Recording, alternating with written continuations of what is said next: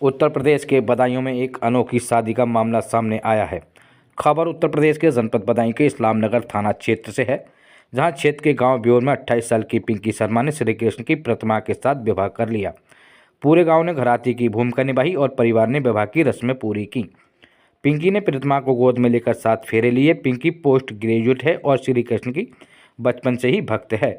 उनकी मां ने कहा कि पहले थोड़ा सा अजीब लगा, लेकिन बेटी की खुशी के लिए मानना पड़ा। इस अनोखी शादी की पूरी जनपद में चर्चा हो रही है।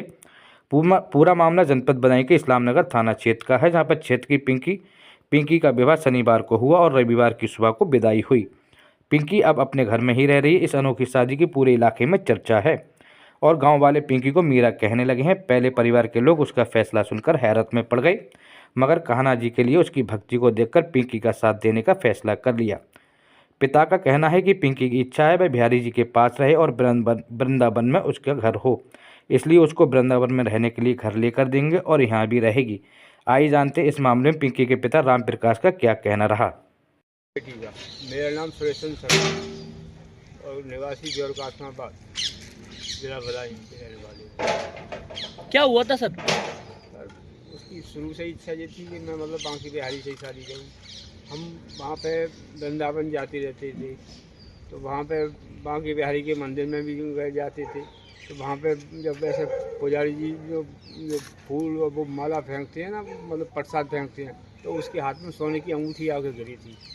तो हमने तो पहले ये सोचा मैं ये बिहारी जी पहले ही मतलब अंगूठी पहना रहे हैं, तो वो जब से और उसकी वो इच्छा होगी तो फिर वो उसने फिर उन्होंने की निश्चय कर लिया कि मुझे तो बांकी बिहारी से ही शादी करनी है।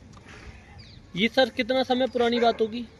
ये तो अभी 2 महीने पहले की बात है सर, अंगूठी वाली बात। और हम तो वृंदावन तो हम पहले से जाते रहते हैं, 1 साल से और पहले से जाते हैं। जो सर, तो फिर शादी की रस्में वगैरह किस तरीके से अदा की गई? क्या जैसे का शादी होती है उसी ढंग से करी थी, ऐसे करा। बारात कहाँ से आई थी और कितने लोग शामिल हुए सर? बारात जो है का हम वहाँ से वृंदावन से मूर्ति लाए थे बांकी बिहारी जी की, खूब 1.5 फीट की, और वहाँ से पंडित बुलवाए थे। और हमारी भतीजी जहाँ पल्ली तरफ रहती है, तो वहाँ पे हमने उन्होंने मूर्ति पर रख दी, और वहाँ से फिर बाराती सब मतलब करीब 100 आदमी से ज़्यादा थे साहब। वो सब गांव में सब में पूरे में घूमे और खूब डीजे से मतलब खूब बारात चढ़ाई। और यहाँ पे आकर सब जैसे शादी के रस्म होते हैं उसी ढंग से कराया, जयमाला वगैरह सब उसी से हुए थे। वहीं इस मामले में श्याम की दुल्हन बनी पिंकी का कहना है कि उसने खुद को कान्हा जी को समर्पित कर दिया है और उनके चरणों में रहना चाहती है। तो जिस तरीके से आपका आज विवाह हुआ है, क्या कहेंगे, क्या मामला?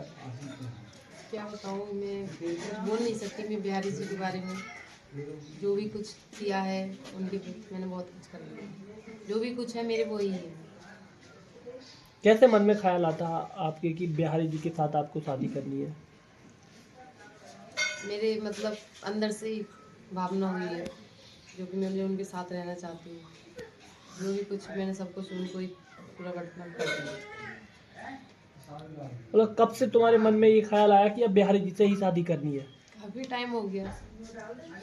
आज मैंने डिसीजन ले लिया कि मैं उनकी शादी करनी है, इन्हीं के साथ जीवन बिताना है।